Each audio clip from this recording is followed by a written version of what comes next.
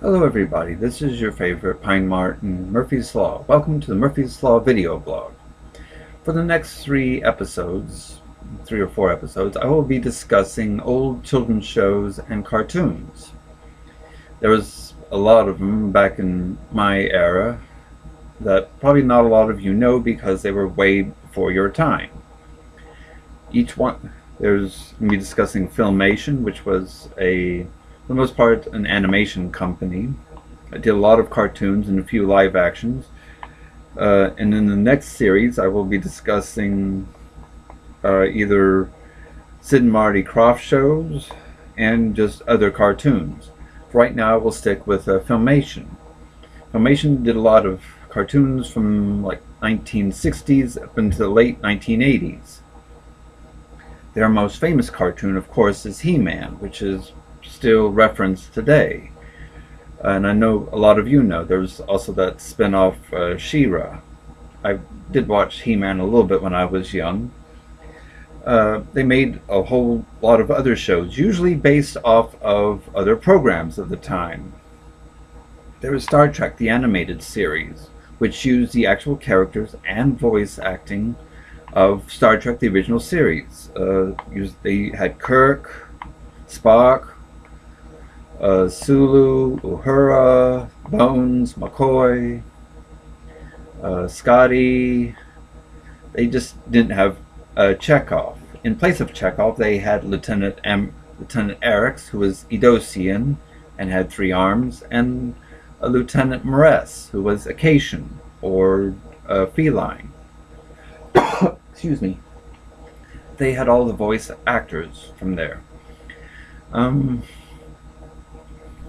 They even had one episode where, for those of you who may be familiar with Larry Niven's Ringwald series, they referenced slavers and the Kazinti, which were large, very large cats. Outside of that, Filmation also did like Archie's Funhouse, based off of the Archie's comics. They had Uncle's Crock Block, which had Charles Nelson Riley in it. They had 3 short cartoons in there. One was Mush, which was obviously based off of the show MASH.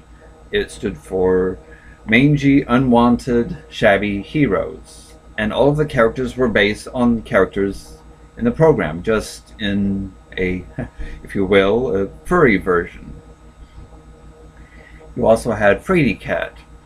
Now, in this program, as cats usually have 9 lives, Fraidy Cat had 9 lives, but used 8 of them up, evidently all the way from the prehistoric era up until World War II. One of his lives was a caveman, one was a wizard, one was a pirate, one was based off of Sir Walter Scott. There was Walter Drake. There was a Hepcat. Anytime Fraidy Cat said accidentally one of the numbers or a word which sounded like one of the numbers from 1 to 8, the corresponding life would appear, a previous life would appear, and attempt to help him, usually with disastrous results. If Fraidy Cat ever said the number 9, or something that sounded like it, a huge cloud, the storm cloud, shaped in the form of the number 9, would come out and start shooting thunderbolts and try to attack him. In which case, Fraidy Cat was forced to run away from it and get far enough from it, or just hide long enough for the cloud's period of stay to be over with and it would disappear. You also had My Favorite Martian, based off of a very old, like 1940s live action show called My Favorite Martian, which is, they had only a person from Mars came in, and the person who found him had simply taken him, and in order to keep him safe from prying eyes, introduced him as his uncle Martin. Yes. So we're having a Martin introducing a Martian as Martin. Rather ironic, don't you think? Anyway, there was also Lassie's Rescue Rangers, based off of the dog Lassie. There was The Adventures of Gilligan and Gilligan's Planet, obviously based off of Gilligan's Island. Let's see, there was Fat Albert and the Cosby Kids. There was Archie's Funhouse, based off the comics. And they had a few sort of original programs that dealt with include people of that time. One of my favorites was Mission Magic. Mission Magic dealt with Miss Tickle. Yes, that is a pun for the word mystical. She was a magic teacher. Oddly enough, she was not a witch, not a sorceress, but just a teacher who could do magic. She had about 7 or 8 students. That was, interestingly enough for that time, multicultural. You had 2 normal, average-size Caucasian boys, a rather chubby Caucasian boy, a tall, thin African-American kid, and then you had a Caucasian and an Asian girl in there that were simply called her Adventure Club. The show also dealt with 2 different worlds. Our world, which was just the real world, and the world behind the chalkboard, which usually dealt with something of a magical nature. Now, this show was famous, such as it was, for having Rick Springfield in it. Oddly enough, they did not just use his voice. They used his face and his whole character. There was a character named Rick Springfield who used his voice and who could play the guitar and sang. But in this one, he also was sort of a guardian or sentinel for the world behind the blackboard. He would somehow find a way to roam around, even though he did no magic. He would roam around and look and make sure that everything was fine. And if there was trouble brewing, he would contact Miss Tickle by way of a magic gramophone. Yes, a gramophone. I know, it's rather anachronistic. I mean, gramophones are 1940s. They're the great-great-grandfather of the CD player. I mean, they're even before the record player. For those of you who may not be familiar with what a gramophone is, in the old days you had a sort of like a carbon disc. Well, a cylinder that you would put on the spindles, and on it would rest a needle on top of the thing. The needle would lead up to a huge horn, kind of like, well, it's kind of a speaker and microphone, if you will, the grandfather microphone. You would turn a crank and speak into the horn.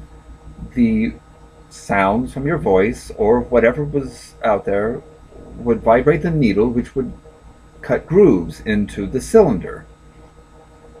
Then later on you would go back and I don't know if it was the same instrument, but go and you could actually play back the sounds coming back through the horn. You might want, if you need an example of it, look up RCA's logo. You have the dog listening to a gramophone. The gramophone would start playing by itself and Rick's voice would come out saying, "Hey, I need you help in such and such a land. There's trouble brewing."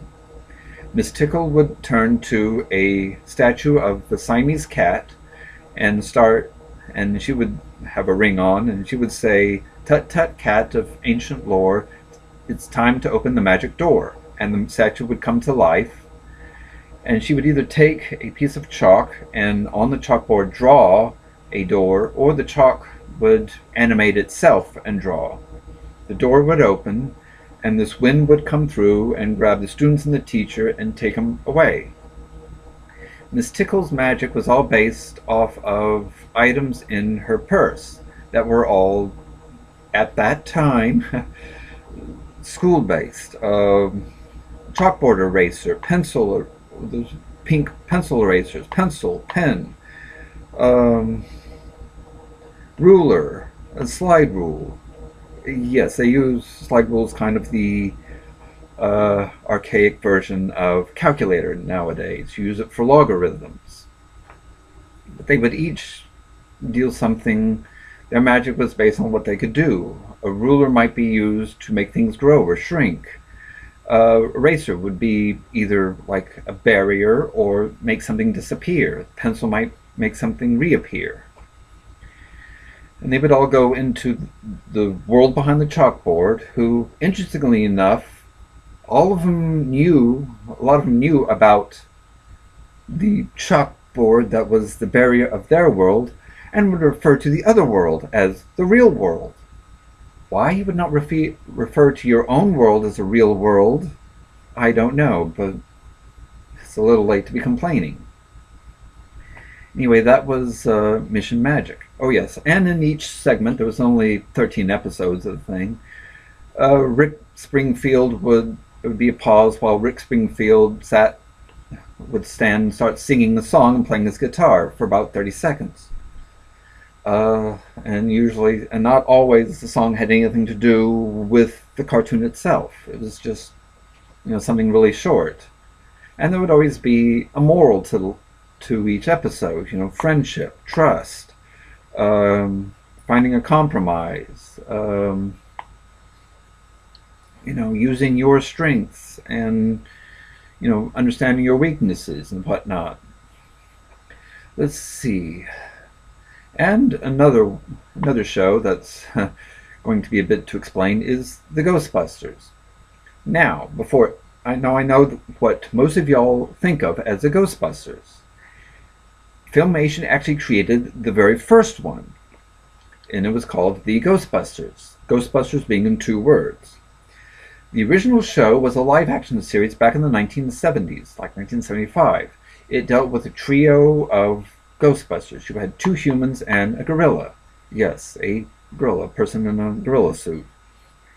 They were, you had Jack Kong, you had Edward Spencer, and you had Tracy, the gorilla.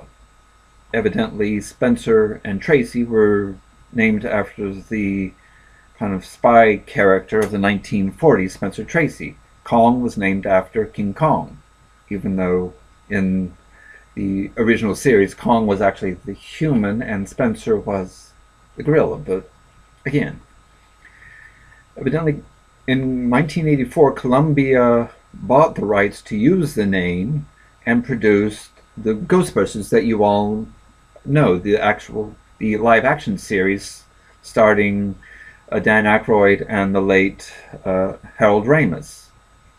Then, a few years later, they actually created the cartoon series based off of that. Evidently, after that success, Filmation decided to try to see about doing their own, and they created a cartoon series called The Real Ghostbusters, which was based off of the original live-action series, one before y'all knew. It went for a few series. It was okay. But I mean, again, that was called The Real Ghostbusters, even though most people probably wouldn't consider it The Real Ghostbusters because, they don't really know about that one. A lot of the cartoons on Filmation actually kind of use the same animation style and almost the same music for each one. Filmation also did stuff on like Batman and Superman. Let's see. They did Sabrina, the Magic Sabrina series, and a few others. All usually, again, based off of stuff that was popular at that time. Let's see. They also had a few live-action series. One of the ones that I remember watching was The Ark 2. The series was one of these post-apocalyptic Earth series where it was the 25th century. The Earth had been desolated by pollution and war and whatnot, and everything was starting off in a Dark Ages type civilization. There was a group of scientists that were around that pooled all of their resources together and made sort of an ark, which in this case was like a mobile unit, kind of like an RV type thing that went through to try to help out other civilizations. Let's see. They also did like the Brady Kids, which was obviously based off of the Brady Bunch.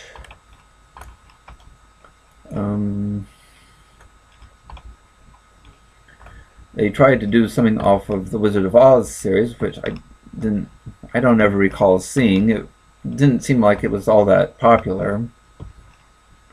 They did something called the Groovy Ghoulies, which was basically a bunch of short gags and jokes, all using it's a cartoon that was dealing with stock Hollywood monsters, the Mummy, Frankenstein, Wolfman, Dracula, and so forth. Let's see. They did Space Academy, which was a live-action series. They did Jason of Star Command, which was a live-action series. New Adventures of Flash Gordon. And let's see, Black Star, which was a cartoon.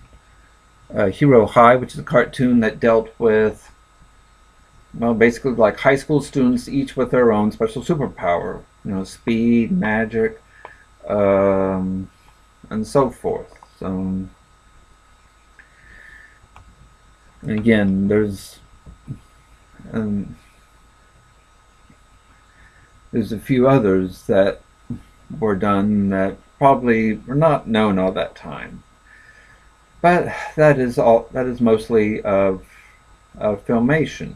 So hope you enjoyed this talk about a blast into at least my past and something which we all might consider prehistoric. I will, again, the next two series I'll be dealing with the Sid and Marty Krofft shows, which was back in the 1970s, and also other cartoons which I watched back then.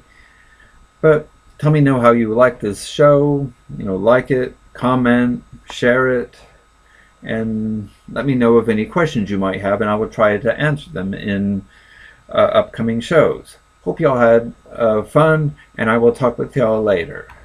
This is Murphy's Law, Time Lord Pine Martin signing off. Bye-bye.